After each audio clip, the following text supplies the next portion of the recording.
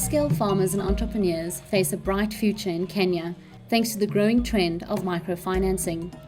Institutions such as Faulu Kenya and Jahudi Kilimo and banks such as Equity Bank are affording small loans to individuals, which are guaranteed and managed by community lending groups. Having no employment or collateral, microfinance institutions ask clients to form groups who each pledge that their mandatory savings can be deducted to pay for a group member who defaults. Upon the repayment of a loan, a larger loan is awarded. Before I knew about microfinance institutions, bringing up my family was a bit difficult. But when I came to learn about the microfinance institutions, at least now the life has become much easier. Joseph Kurui bought his first pool table with his initial loan from Faulu Kenya. Through subsequent loans, he has grown his business to 5 pool tables and is working towards owning a factory where he can manufacture them himself.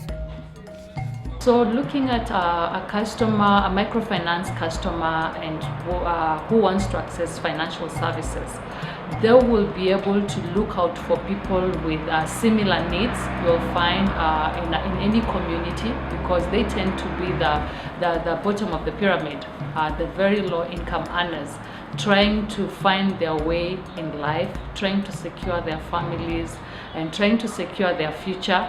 And they're working through day-to-day needs. Most of these people do not have the collateral that commercial banks will be looking for when they look for credit. You can't access the loan from the bank yourself. But as a group, it is a bit easy to get something. You start and then you grow, you become even richer than before. Because when we started this Faulu, we were given a little amount of money, around 20,000. Now, as a group, now even I want to take money from there, I can take 500,000, 1 million, as I keep on extending my business. 3 years ago, Caleb Mukaya took a loan from Faulu Kenya and bought a maize mill in Nairobi. Once the business took off, he was able to move his family to the city and send his children to a good school.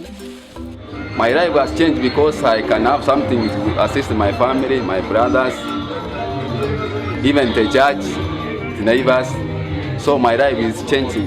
So they're using this group-based methodology where it's a peer pressure to pay loans, and I think that's worked really well with us in the rural areas, because it's, again, so hard for our loan officers to get out to the groups to spend a lot of time with the farmers. But if you have very well-trained and well-established groups that can self-manage, the loan officers don't need to go out and work with them as much. What we have encouraged the customers to do is to put the discipline into them that every time you borrow a loan, you must repay the same, because that money must be available either for you in future or for the next customer.